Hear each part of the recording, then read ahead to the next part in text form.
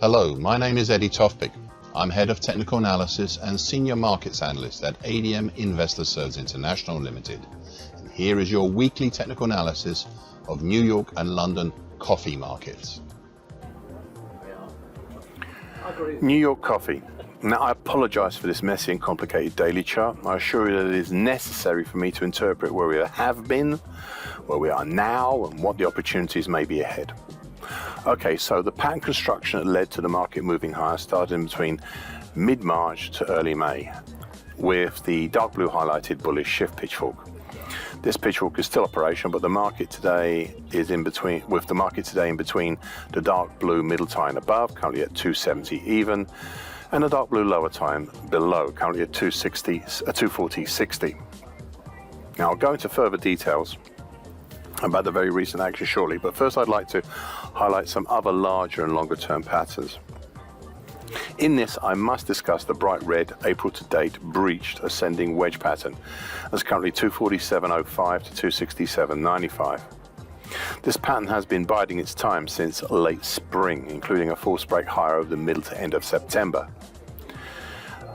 Then there is the possible expansion of the earlier double top pattern into becoming a head and shoulders top pattern with a split head.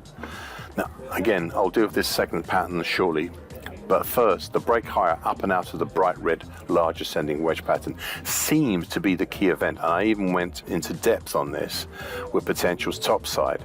But the move up was not sustained, capped by the July 2011 high at 271.85, and prices headed back down, leaving us with a mid-September to early October double top pattern, Adam and Eve type. I added 3 weeks ago when discussing the downside, and I quote, "Look to the congestion between 241.05 to 243.40, end of quote. And I carried on and I quote again, and the nearby short medium moving average, currently at 251.60. And then the bright red lower trend line, currently 247.05 of the ascending wedge pattern, with the rising medium moving average currently at 242.80. And then the dark blue lower tine of the bullish shift pitchfork, currently 240.60. The dark blue lower tine is the gateway to a whole load of congestion, stretching from 236 down to 216.25, end of quote. Now, I may have detailed the supports below, but the double top pattern which would test those supports has as yet, even now, still not been triggered. It seems strange, but it is true. You see, the key level is the late September low at 245.90, and though last week we've been below it, we so far had only the one singular close below it, and that's not enough to trigger it.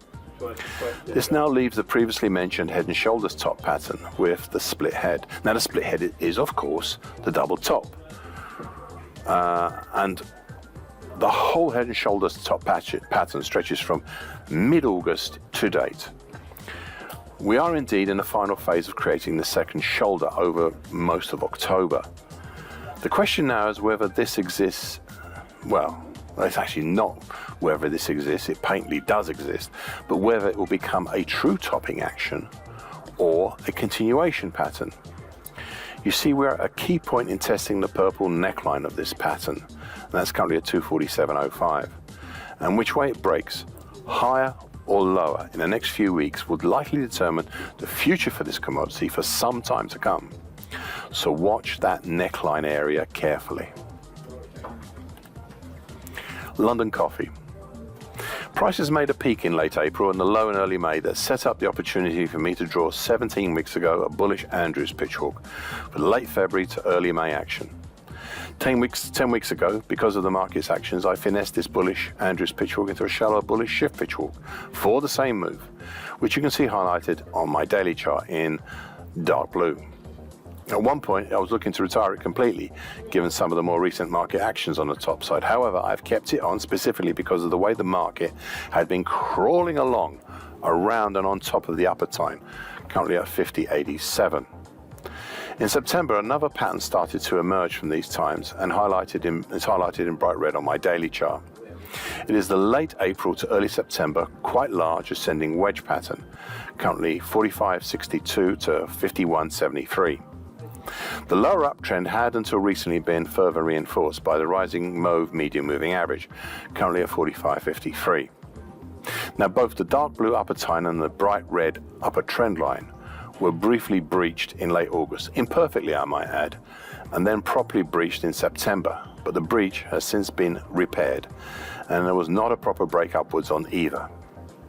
Now going back a bit now to the first full week of August, where we saw the weekly key reversal up that led to the creation of yet another, though smaller pattern, an August-based bull channel that then morphed and finessed into an early August to late September rising, expanding wedge pattern.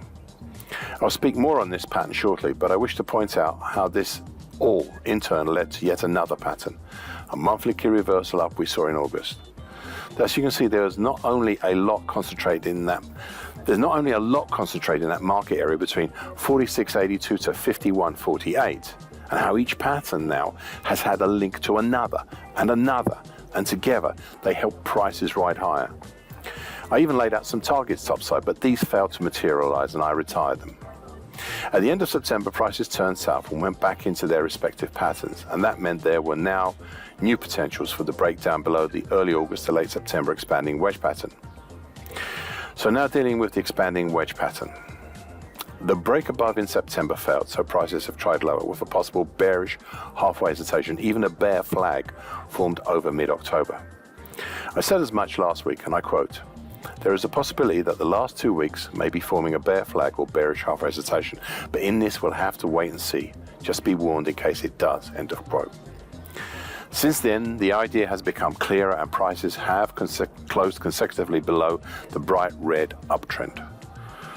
Though I am still not comfortable with how far the market has moved below the bright red uptrend. I would give it at least another week, but you can see the designation of target X down at 42.80 as the potential final destination for the October-based bear flag stroke bearish half hesitation. Now should we get there, then I will consider the opportunities for a break lower from the bright red rising wedge pattern, as I'm loath to watch yet another false break, if it may be a false break lower, and a trip lower would hopefully alleviate that. Thank you for listening. This weekly broadcast gives the essential market patterns and consequences. Please be aware of the risk disclaimer posted both at the front and at the back of this broadcast. Copyright is Eddie Tofpik and ADM Investor Service International Limited. And here comes the final important bit.